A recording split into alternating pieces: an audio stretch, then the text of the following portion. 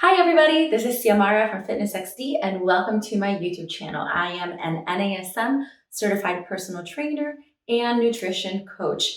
Today we're going to talk about exercise form.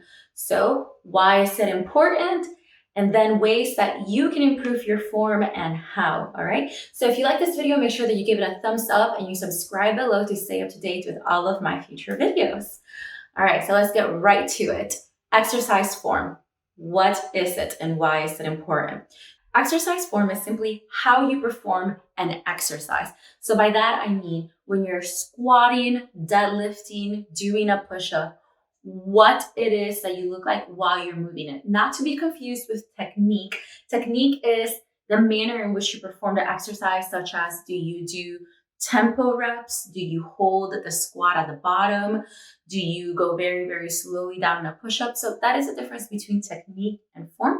Form is simply how you're executing it and making sure that you're using the correct muscles for that exercise. So why is it important? Three main reasons: better results, injury prevention, and breathing. All right, so let's talk about better results first. How does better form exactly yield better results? So for example, let's say that you are looking to gain strength. There's studies that have shown, and I'll link it below, all these studies. There's studies that have shown that when you use a full range of motion, let's say for a squat, rather than partial range of motion, so that is you squat all the way down so that your thigh is roughly parallel to the floor, rather than simply squatting like a quarter of the way through, you will actually see an increase in muscle size in your quad for that full range of motion rather than the partial range of motion. So this was observed in participants for a 12-week progressive overload plan. If you follow any of my workouts, you know that I love progressive overload. It's how we see results over time. So the study compared specifically progressive overload, but using only partial range of motion to full range of motion to show that your full range of motion is truly what you want in order to increase that muscle size. Other studies have also shown that increasing your performance in an exercise or for a particular sport, so exercises that tie into a sport, will yield better results at greater ranges of motion. You will again have more muscle size and therefore less fat. So for a lot of people, they want to work out to increase their performance, their strength, but many other people want to work out to look more defined, more toned, build muscle to look to lose fat. So you really need to be going into that full range of motion to properly activate your muscles, get them firing up, and making sure that you're getting the most for your buck. Okay, the most bang for your buck. All right, injury prevention. So one very common exercise that probably pops into all of our heads is deadlifts. So when you deadlift and you don't have a neutral back, instead of deadlifting in this manner, a lot of people will deadlift with a rounded back and place a lot of emphasis on their low back, which creates a lot of back pain. All right, so that's a pretty obvious one. But what about a push-up, for example? A lot of people complain of shoulder pain when they do too many push-ups. So you know that can be solved by simply how you're placing your hands on the ground and the angle of your elbow relative to your torso. So again, that comes to form. Proper form says that for a push-up, you should have your hands right below your shoulders. And when you push up, your elbows should stay at about 30 degrees away from your torso roughly. But a lot of people will push up like a T in this manner, okay? So if you push up like this, you're placing a lot of tension in those arms. I can even feel my elbow popping, and then that will yield shoulder pain. So not a so common one known there. So, you know, one of many, many examples of how proper form can really prevent an injury. Also, not only injury from stress on a tendon, but let's say you're doing a rowing exercise. So if you stay with a neutral back and you only move through that shoulder, you're going to be engaging the scapula, which is what we want. But a lot of people, what they'll do is they'll round through their back, and really they're not then using any sort of scapular movement. They're then engaging their spinal, their paraspinal muscles, which are muscles that run along the spine, and then they complain of back pain, right? But that means that you're then creating a further muscle imbalance because most of us sit like this all day long at our computer. So these spinal muscles are already very stretched under a lot of tension. And then you go to work out with improper form, you further reinforce that muscle imbalance. And then in the long term, it just results in more back pain. So very important for us to be utilizing proper form to prevent muscle imbalances to then lead to injury, lead to pain. The goal with exercise is for us to feel better, to be able to do everyday activities better, not to feel worse. All right. And then third reason, let's talk about breathing. So when you exercise, you should try to never hold your breath. All right. When you master an exercise, it means you can breathe through the exercise properly. That means that you can do 360 breathing where your back, your stomach, and your sides are expanding without a ton of your breath going up into your shoulders and your chest. All right. When that happens, you place too much pressure on your breathing muscles in an upward manner, or when you hold your breath, you just create unnecessary tension within those muscles, which then makes you use too much oxygen during the workout itself, and then you get fatigued way quicker. So during the exercise itself, as you're working out, you're getting fatigued, but in the long term, you're reinforcing these bad breathing patterns, which then mess with your breathing. It messes with how your spine is aligned.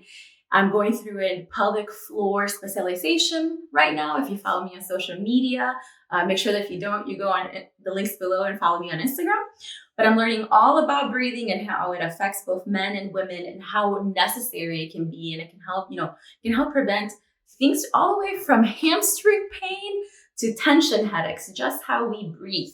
So making sure to monitor our breathing is part of form, should not be ignored. So again, as a quick recap, better results both for strength and fat loss, injury prevention, and breathing. 3 very important things of why we should be keeping form as a top priority of our workouts. So how do you know if you have proper form? Here's a couple of things. First of all, record yourself.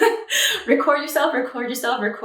This is something I try to tell all of my fitness members, whether you do one-on-one work with me, or if you're one of my challenge members or my monthly subscription. I always try to tell people, record yourself and verify what you look like, because you might think you're doing it correctly, and the moment that you see a video, you're like, oh no, I'm not. All right. So I remember going through this myself when I was first getting certified to be a personal trainer. I thought I could do a push-up, I thought I could do a deadlift, I thought I could do a squat. I could not do them properly, but I thought I could because I had been doing them over and over and over again from these follow along videos without ever checking what I actually looked like. Number 2, how does it feel? So for example, you're doing a hip thrust. A hip thrust is an exercise for the glutes where we're contracting our glutes. Do you actually feel this exercise in your glutes? Glutes are notorious for what people say to be sleepy. So basically we sit down all day long and then our quads and our hip flexors take over and our glutes basically shut down because we're sitting and they're in a lengthened position all day long.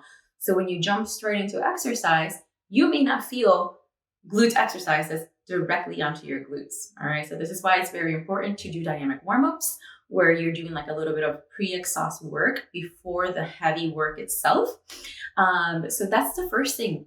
Do you feel the exercise where it should be felt? Then does anything feel funny? Do you feel any sort of tension like on your knees? People will complain of squats. They feel it too much in your knees. People will complain of deadlifts. Oh, I feel this in my back. That's an immediate sign that something is off. All right. And then lastly, I mentioned this during the why is form important? Breathing. Notice if you're holding your breath or if you're actually breathing through the exercise. Also try to pay attention how you're breathing. Is your stomach expanding? Are your sides expanding? Is your back expanding? If breath is something that can be very tough to really get a handle on, But that's something that I'm actually going to be creating more videos in the future to help you with a general basis of learning how to breathe better. You can also work with me one-on-one. Make sure that you subscribe definitely to my channel so that you stay in tune for when those videos do come out.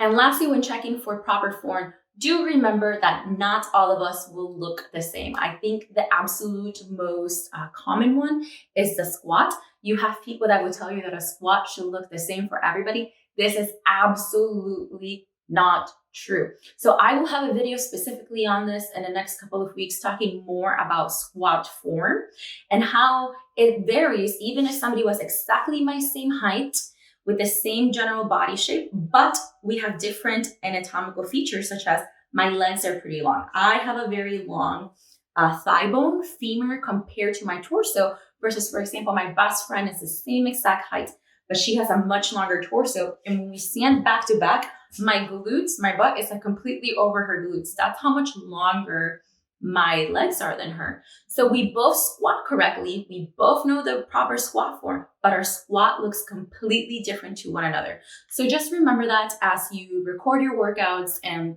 check your form. Don't compare your video one-to-one to somebody else's. Instead, look for proper cues. So for example, making sure that the bar, when it's at your shoulders for a squat, is directly in line with the middle of your foot, rather than worrying so much, is your torso super lean forward or is it lean back? Because that's going to depend on your torso length. So again, more on this one in the future. All right. So third and final part, how do you improve form?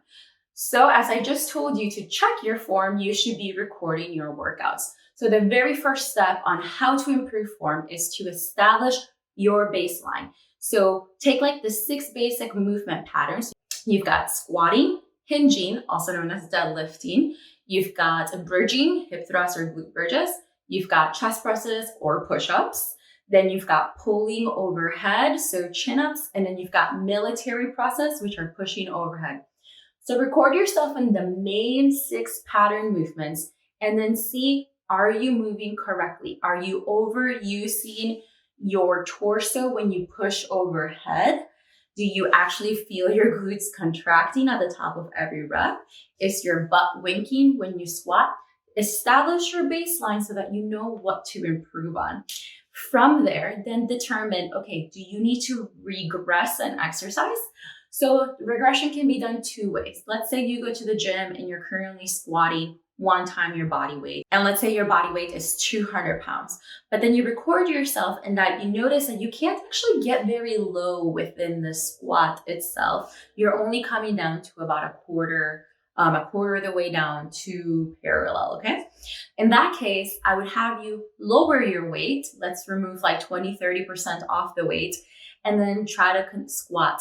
Find the weight that you can comfortably squat without any pain and with proper form, low enough, and then practice that weight continuously and slowly move back up to 200 on a weekly basis, so progressive overload, until you can hit the 200 pounds again. But instead of only squatting down a quarter of the way, you can actually get down the entire weight. All right, by that point, you'll see an increase in muscle size or fat loss. Depends on how you're eating. So that's one way. The other way is to simply swap it out for an exercise. So let's say you find that you're squatting at home and you use a kettlebell or a dumbbell right in front of you, but every time that you squat, you have butt winking.